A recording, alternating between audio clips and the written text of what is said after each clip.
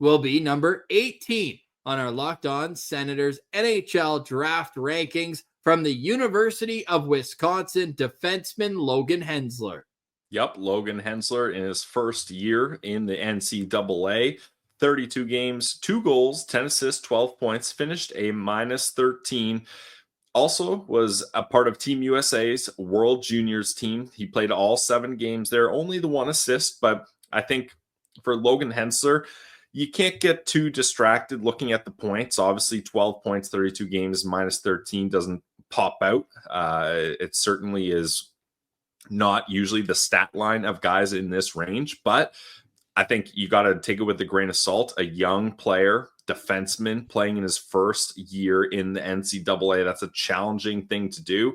And if you're a team that's looking for a right shot defenseman with size, Logan Hensler certainly fits that bill.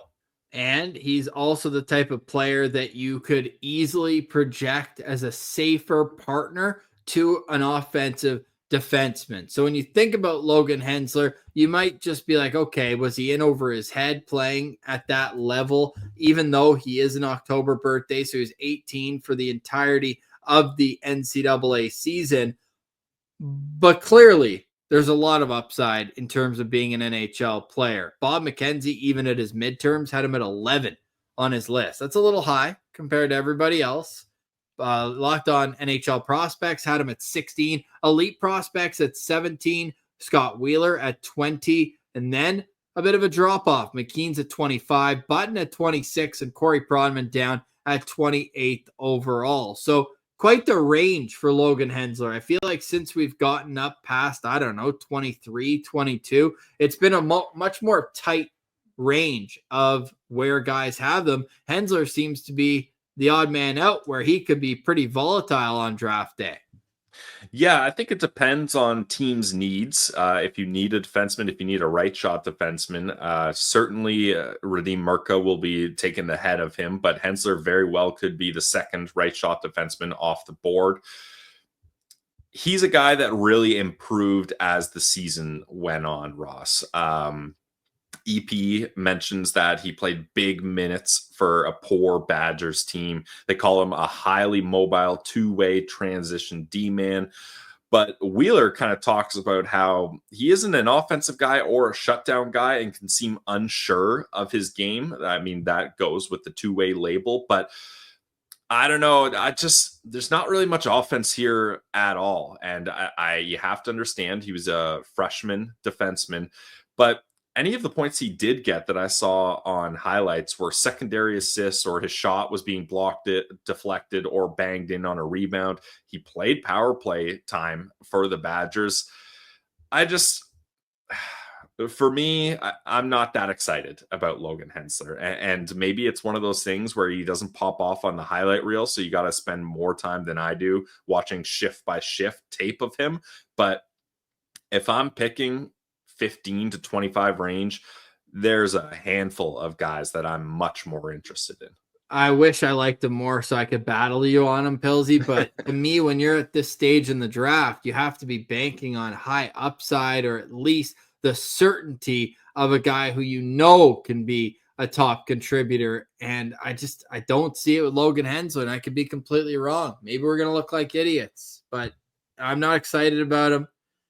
Maybe it'd be different if he was at the U.S. program this year, or if he was in the USHL playing against lesser competition. I can appreciate that he got more comfortable as the year went on, but this is one of those picks that when that draft pick comes in before Ottawa, I'm like, nice.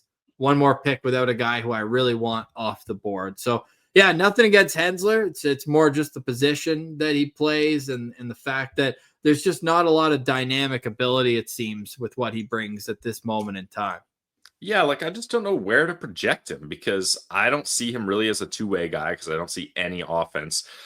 But for me, he's not a elite shutdown guy. And again, I might be wrong on that. It's hard to get an idea of those guys if you're not watching a lot of tape on them.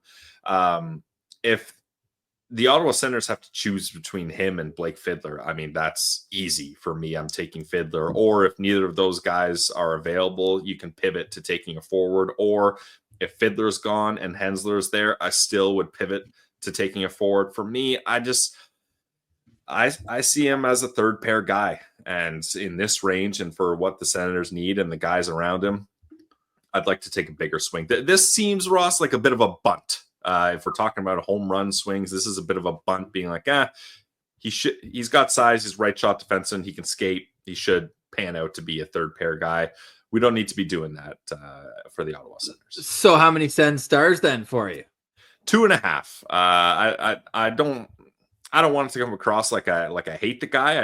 I don't see the potential that other people are seeing, and certainly not in this range.